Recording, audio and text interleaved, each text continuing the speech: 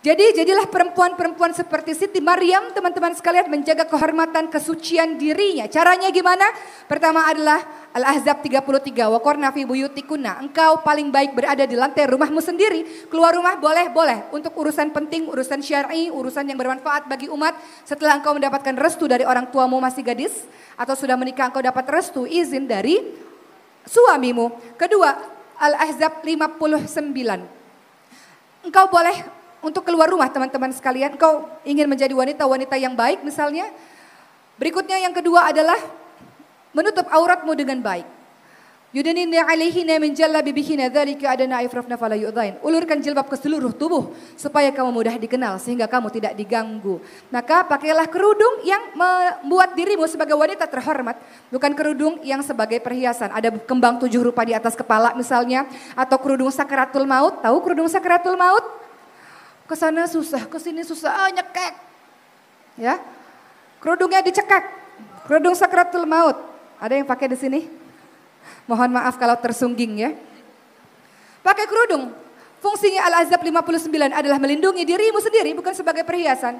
Jadi nggak usah ribet pakai kerudung. Ada orang ribet pakai kerudung, pentulnya 20. Giliran azan Allahu Akbar nih gimana mau wudhu ya? Susah nih, pakai kerudung 2 jam nih. Akhirnya wudhunya begini. Takut kerudungnya rusak, teman-teman sekalian. Kerudung sebagai pelindung, bukan sebagai penghias. Dan engkau ingin jadi wanita suci, mulia, terjaga, teman-teman sekalian. Apa yang kau lakukan tidak berkhalwat, tidak berdua-duaan, tidak ikhtilat, tidak campur baur. Sebagaimana anak-anak Nabi Syuaib alaihissalam dalam surah Al-Qasas, surah ke-28, ayat ke-25. Bagaimana mereka menjaga kesucian diri mereka, teman-teman sekalian. Ketika berjalan, wajar saja. Dan berbicara singkat, padat, jelas kepada laki-laki ajnabi. Bukan perempuan-perempuan yang aku lagi ada masalah nih, siapa? Akhi, aku lagi ada masalah dengan suamiku sendiri, tolong aku akhi. Atau para gadis, selamat buka puasa akhi, jangan lupa sholat tahajudnya ya, dan sebagainya. Apa yang kau lakukan? Melemah lembutkan suaramu di depan laki-laki ajnabi, apalagi di depan suami orang. Ada nggak yang gitu? Di sini semuanya wanita suci terhormat insya Allah. Jangan pernah berlindung pada Allah dari pelakor dan jangan pernah jadikan diri kita sebagai seorang pelakor insya Allah. Baik, tahu pelakor? Kok gaul? Apa pelakor?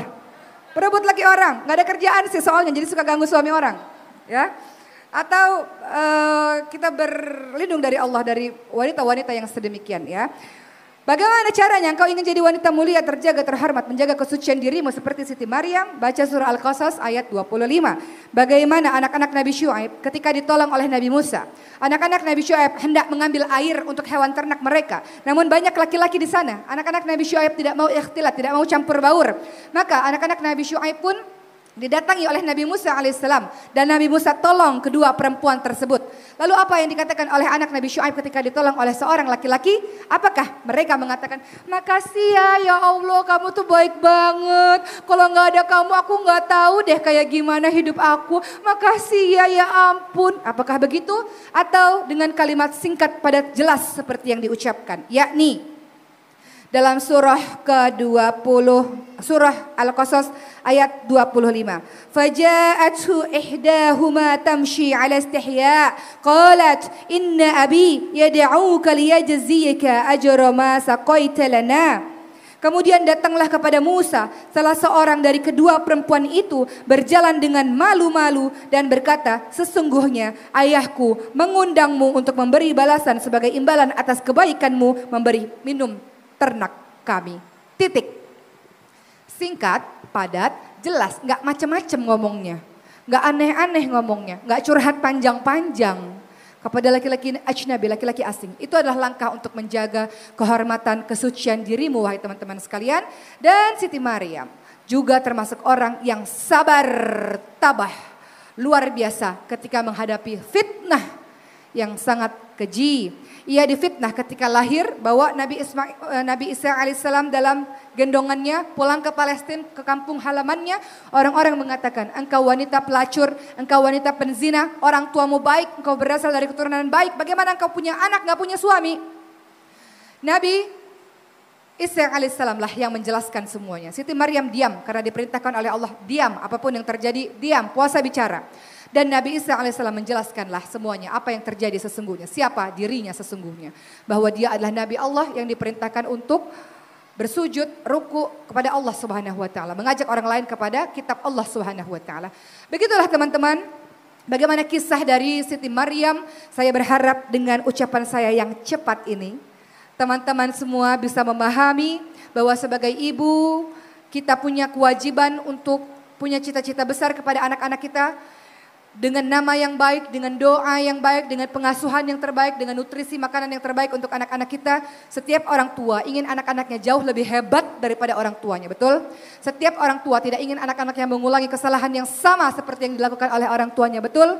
Maka kita ingin anak-anak kita harus lebih hebat daripada kita. Penerus perjuangan Rasulullah SAW belajar dari keluarga Imran. Dan para gadis, jagalah kesucian dirimu, kemuliaan dirimu, kelak engkau akan diberikan laki-laki yang baik sebagaimana dalam firman Allah dalam surah An-Nur 26. Perempuan baik-baik untuk laki-laki baik-baik, laki-laki baik-baik untuk perempuan baik-baik, perempuan keji, laki-laki keji untuk perempuan yang keji. Jaga kemuliaan dirimu, kesucian dirimu, engkau mahal teman-temanku. Engkau mahal dan engkau berharga. Jangan sampai engkau rusak kesucian dirimu dengan perkara hawa nafsu yang cuma beberapa saat saja.